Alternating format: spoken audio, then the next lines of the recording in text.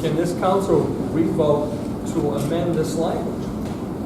Well, it's not a revote. I'm actually sorry I put items 1, 2, 3 on the agenda. I should not have done it. I did out of an abundance of caution, and all I did was confuse matters. All that did was reaffirm what you did at the last meeting. Nothing changed. I just got you to tonight. Tonight, first thing you did tonight was what we just did now.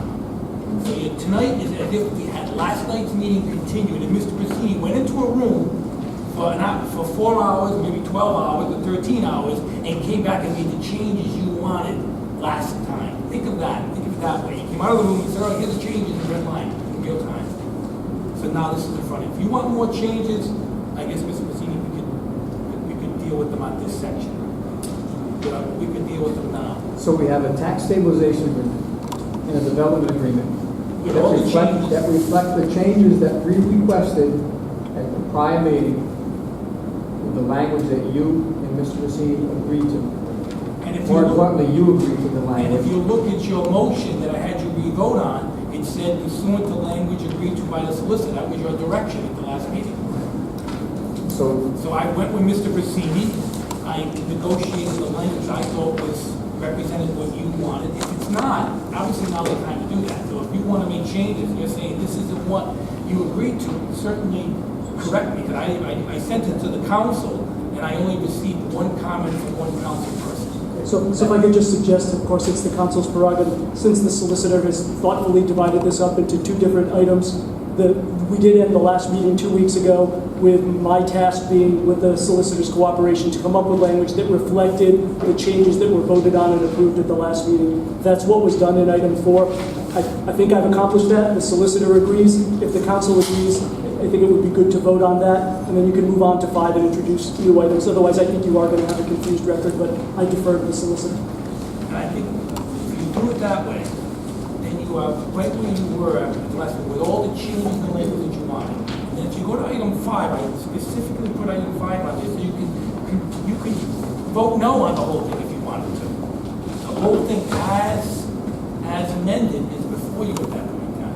So is it your recommendation, the tax stabilization agreement, the development agreement that we have before us right now, it's your recommendation that we approve these? As with the changes that we requested at the prior meeting that are reflected in this document with your approval?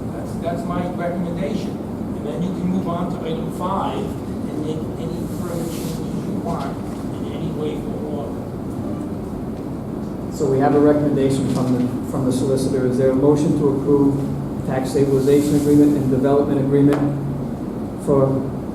between Green Development LLC and GDIM 1 through 9 in the Town of North Smithfield that we have in front of us with those changes that reflect our prior meeting? Is there a motion by Mrs. O'Hara? Is there a Second for discussion. Second by Mrs. Zelinski, discussion. Okay, so I'm confused. We're going to vote to approve this, and then we're going to revisit it under number 5. Is that correct? That's correct. Why would we approve it without having the dialogue and the discussion before Well, we get to number 5? my goal was the dialogue would be about those changes now that you wanted, to get these documents in the form that you had wanted. If they're not in the form you wanted, then vote no. If these don't represent the form you wanted, then you should vote yes. And then I left item 5 to have further discussion, vote, or other action on the agreements in any way, shape, or form. I just don't want to lose sight of the changes that you put into this agreement. Agreed. That's what I don't want to lose sight of. Agreed, but we have the option to re-vote, which we did. That's at the item 4 on the agenda, I believe, right? I'll say this Well, publicly. this is a vote on the updated agreements. I am not happy with the decommissioning amount of money per megawatt at all. So solicitor, help me couch this correctly. I don't want to vote to approve something if I don't have the opportunity to discuss the $30,000 decommissioning per megawatt. You can do that now. We can do it now. One of the items that's just an example of one of the items you actually. That's my point. We can discuss this now, correct? Yeah. Okay. Fellow councilors, through you, Mr. President, I am not happy with $30,000 decommissioning per megawatt. We don't know what the future may bring.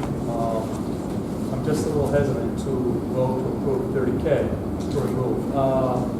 Just for the record, Is there gonna vote in a second? There's a motion and a second, right now. To approve these as. Yeah, can you just There's read maybe the A motion motion without? to approve the agreements between GDIM 1 through 9 and the Town of North Smithfield that you have in front of you that reflect changes made at prior meeting. So if we vote yea or nay, we'll still have the opportunity to discuss this and come back and revisit the yea or nay vote. Is that correct? Yes. Yes. Everybody clear? Yes. Very clear. I'm not, okay. Roll call vote for. Mrs. Barnamoli? Yes. Mrs. O'Hara? Yes. Mr. Rozier? No. Mr. Zelinski? No. Mr. Vadeney? Yes. Now, Mr. President, all your work that you've done over the last several months has been reflected in the document. Right, number 5, any other discussion, vote, or other action about these agreements in any shape or form, that's the council. So discussion by council vote or other action on any and all other council action regarding the above listed tax stabilization agreement and development agreement by and between the Town of North Smithfield and one or more of the following related entities: Green Development LLC, GDIM 1 LLC, GDIM 2 LLC, GDIM 3 LLC, GDIM 4, GDIM 5 LLC, GDIM 6 LLC, GDIM 7 LLC, GDIM 8 LLC, and/or GDIM 9 LLC with nameplate capacity totaling 38.4 megawatts, with GDIM 1 being 4.05 megawatts, GDIM 2 being 5.85 megawatts, GDIM 3 being 2.1 megawatts, GDIM 4 being 6.6 megawatts, GDIM 5 being 2.7 megawatts, GDIM 6 being 3.45 megawatts, GDIM 7 being 4.2 megawatts, GDIM 8 being 6.3 megawatts, and GDIM 9 being 3.15 megawatts, for a total of 38.4 megawatts, with a total tax payment of $5 per kilowatt based off the Office of Energy Resources and additional payments of $2 per kilowatt. Do you want Mr. President, as you notice, if you look in the language, discussion by council, vote or action on any and all other council action, whatever the council wants to do. That's why I broke it down so there won't be any confusion. So that, Mr. Vice President, any items of concern, no vote, yes vote, Are there any other issues with the tax stabilization agreement that was just ratified by the council? Are there any changes that someone would like to see made on the tax stabilization agreement at the time? Regardless of where it falls, Mr. President, tax stabilization or development agreement, I'm very uncomfortable with $30,000 per megawatt to decommission. Wherever that language is, whatever one of these agreements it is, I am not comfortable with $30,000. I'm going to agree with that. I think I'm not going to, I'll try not to get into detail as I was in the last couple of meetings, but, you know, if we look at just our current ordinance, yes, it says cash or bonds, but no way does it say we need to do both. I still think we should be asking for the upfront cash now and not worry about the bond. I think just because the developer throws a bond at us doesn't mean that we should say, oh yeah, that's it, we should take the bond. I think we came up with a number without fully thinking about it. You know, I know since we last met, there's, you know, looking at it now, there was a great article in the Valley Breeze about just a 250 kilowatt solar array in I believe it's Woonsocket for Blackstone. And they're proposing a $51,800 decommissioning cost. Yes. Now, I'm no expert in this area, but that seems like it's a lot less than 1 megawatt. And the fact that they are saying it's going to cost that much in 20 years to remove, even if you come down slightly from that, we think we've underestimated how much it is going to cost to remove. And while we are not in the business of decommissioning this thing in 30 years, we will be looking for the funds to decommission if at all anybody has to walk away. And as their legal representation pointed out, there is a section, I believe it's a tax stabilization, that says that it was in there in the event that anyone walks away, someone's got to decommission it and it will default to the town. I think it should be closer to $50,000 in all cash. I think we really shorted ourselves. I don't approve of the bond. I don't think it's being prudent enough. And yes, I have concern with that. The other thing I have not concerned with, but I would like to see more as we're talking about the concession stand project or the bathrooms or whatever we're calling it these days. As we're looking for stipulations and stuff like that, and we're talking about it, I don't think it impacts the language here, but as we're talking about plans, I would like, as I said, to see some type of comprehensive plan. Security, who's gonna maintenance it, how many days is it gonna be open? I just think we need to know all of that going into it. And I know we're gonna have a discussion about that later, but my real issue is about this decommissioning. I think it needs to be all cash. I don't trust bonds. That's that. Mr. President, through you to Councilor Chair, I agree with you. I'm not comfortable with the hybrid bond. There's a new bond in place for the industry. Forgive me, money talks and bullshit walks. Forgive me for saying that.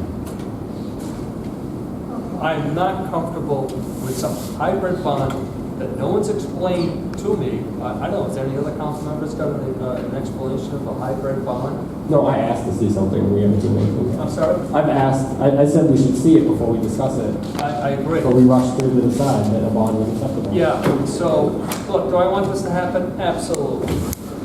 But I'm not gonna be here, Councilor Ogier. I joked earlier, you'll be here. I'll be going. I'm looking forward to the future. I'm trying to protect the town. It's going to be in the decision-making position 20 years, 25 years, 30 years from now, how to decommission. Do we have enough money? And millions of dollars going to be made off this project. Millions. Gentlemen, I don't even think the people erecting it should be the landowner. He's getting very generous payments, and he has no responsibility. Let him put up the cash. That's who's taking it, or her. You want the responsibility. If you have a house, okay, people walk out. Is the town going to come and bail you out? No, it's your house. And it should be the same to the land. And I don't see why people aren't realizing that the landowner has a responsibility. It is his land. Like a rent, he is leasing it. He wants to pay the cash, let him pay the cash. And let him have the responsibility. I'm going to ask a question. What happens now when people walk away from land? Whose responsibility does it become? Tax sale. So what happens if someone walks away from a project this size? There's a reason we're talking about decommissioning here. We're not disputing what people. No, Councilor O'Hare, let me finish. We are not discussing. We're not saying that they don't have a right to build on their property. What we are talking about now is what happens if everybody walks away from this. Like, if everybody walks away from this project, there's a reason then you can withdraw from an escrow account. It is to fund the decommissioning of this project. We're not selling it to somebody else down the line. Maybe I don't know if we can do that, but we're going to have to remove it at some point. And all I'm saying is in 20 years from now, or 30 years from now, or 40 years from now, some people may not be around to see this thing decommissioned, but I will be. And I do not want to say, well, you know, we could have done more back then, but in 2019 we said 1.2 million was good enough, and we took a chance and rolled the dice. I don't think that is acceptable. I don't think that is doing the best thing for the taxpayer. And yes, it is private property. And yes, they have the right to lease that land. Absolutely. But we also have a right to make sure that in the event that we have to pay for the decommissioning, withdraw from that, we don't want to find ourselves in a situation where we are $1 million or $1.5 million short, $400,000, $500,000 short. We've seen how much of an issue that is in a budgetary cycle to come up with money to do certain things. And I do not want to see the town need to say, oh, well, we can't do it because now we have to leave it there, and now we have this graveyard of solar panels because we can't remove it. We need to think 30 years down the road, and we do not need to think about what the benefit is now. We need to look at what the cost is down the line to make the best decision possible. Mr. President, through you, we've become principal parties to this agreement. We rezoned it, too much angst to the people, the folks that bought the property, because of the benefits that it would give to our town. We will be principal parties 20, 30 years from now, should there be a problem out there. And again, $600,000 in cash, $600,000 in a hybrid bond. I don't have enough information. I just don't.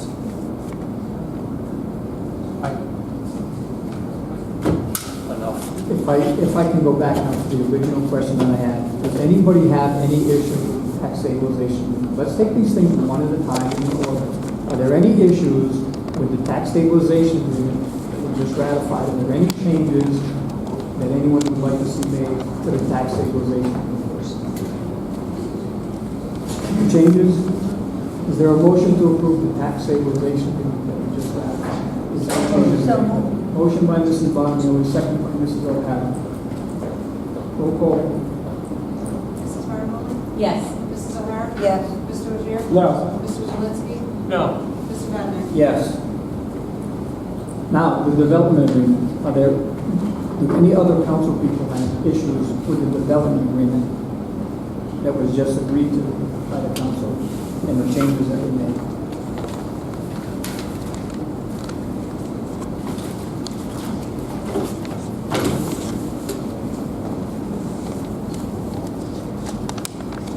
No one wants any changes made to it? No one would like to see a change made? I would like to see a change, but you said we couldn't talk, so. Because you said any other council members, so I'm assuming that means that Paul and I can't talk yet, so. If I can talk again, I would just like to say something else. Thank you, Councilor. If you're gonna repeat the same. Well, no, because I know our rules of order is that everyone has a right to talk first before second members have the right to talk. So that's why I'm asking. If no one else wants to talk, I would like to be able to speak. So the only reason I'm making a fight about the bond is that you just don't invest without knowing. Unless you have that, unless the town is really wants that appetite for risk, then by all means, whatever the outcome of this is, the outcome of this. But I think we have to see what the terms are, what this bond looks like. I mean, to not even know, I think is just, it just doesn't make any sense. And we have to be fiscally responsible with this and to not know what the bond structure looks like or what it is or who's backing it or what the rating is.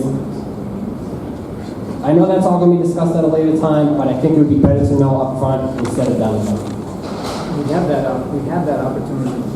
That this doesn't take effect until there's a bond issued and accepted by the town. If the town doesn't accept the bond, this piece does not go forward. That's the language that we asked last week. It protects us. If it's not the bond that we're looking for and it doesn't protect us, we don't agree with it, we need to find another bond. I'd rather see us not go down the bond line. Based on our recent history with these solar projects, we have been going with cash.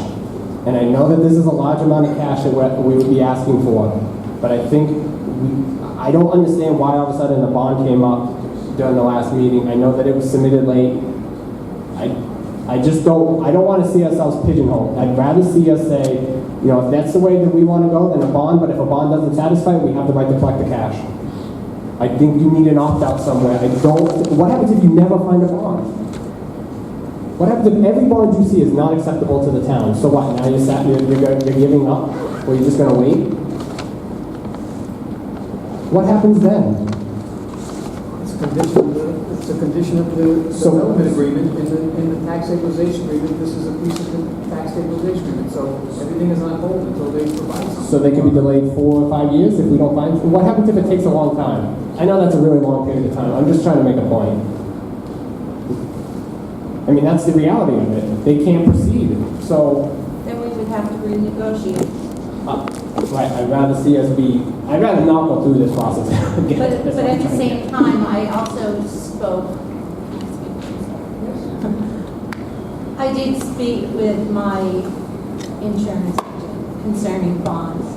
And his recommendation, and I do believe, is that it should probably be a bond that the Treasury has listed, approved by the Department of the Treasury. And because we are insured by the interlocal trust, they may also need to take a look at this bond and give their opinion. Mr. President, the only thing I would say about the bond, I mentioned to the administrator, and I think I mentioned to Councilman Bonioli, is that my recommendation, I already notified Mr. Massini, would be that when they present a bond, I would recommend the council retain peer review of the bond at their cost, and Mr. Massini indicates that he understands understand it's gonna happen, whatever it costs. And rather than us trying to become experts on bonds, their bond, we would retain a firm, a surety firm, to review that bond. It may cost several thousands of dollars to get an opinion you can rely on to say that this is a good bond. And if it satisfies you, then you're gonna have an expert opinion telling you that they pay for it. I don't know what else you can do other than what Councilman Hassel said. And if you can't be satisfied, still have the option of demand cash. I'm not so sure the language doesn't allow you to do that. It says it has to be a bond in the form and substance to your satisfaction. But cash can be a bond, right? Cash is a bond. I mean, that's what we've been operating under this, so you Sure. get a cash bond, right? Sure. So, again, if you want to make that clear, but I think that's my understanding of how I would recommend us deal with that bond. And we're not sitting in a room like this trying to figure out, Right, is we this a don't good have the bond? expertise to We hash it don't. out right here. And we've asked for it, forgive me for interrupting you, Councilor, but we've asked for an understanding of the hybrid bond and the new industry special we've heard from the developer's attorney. I don't get it.